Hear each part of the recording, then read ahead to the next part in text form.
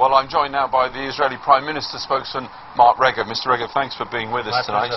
Can you explain to people why on earth Israeli Defence Forces wish to interfere and prevent the Red Cross reaching dead and wounded civilians? We have no such intention. I mean, ultimately, we will do what we can, what needs to be done, to work with humanitarian organisations like the Red Cross.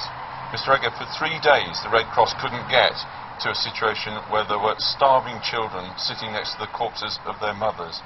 A lot of our viewers will be saying, in the name of humanity, what kind of government allows its soldiers to stop the RC getting to those people? First of all, we have to investigate what happened. We have to make sure lines of communication are open and working, that the telephones are working. We have to make sure. Mr. Regev, I think you know what happened. Your soldiers were there, they were close to this position.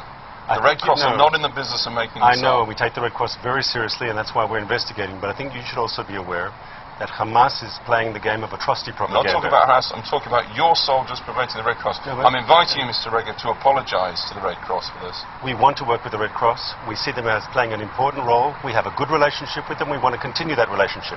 There's a difficult combat situation, as you know, in Gaza. In spite of the difficulties, we want to work with the Red Cross and help them do their job. Mr. Regev, the Red Cross had to walk 1 kilometre to reach these people. Your soldiers prevented them getting their ambulances in.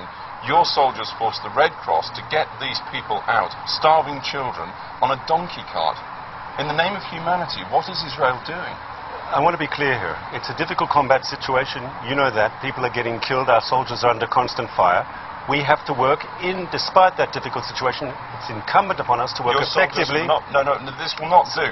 Your soldiers were not under fire in that situation. How do you know that, sir? How do you know that? 3 days my soldiers were not under fire? I'm not talking about 3 days. The Red Cross knows that my soldiers were under fire. They went in there to rescue those people. They were not under fire. At that particular time, but maybe many situations were. Maybe they were in danger. You don't know this. Your sources here, I'm saying they're good sources, but they're only giving part of the picture.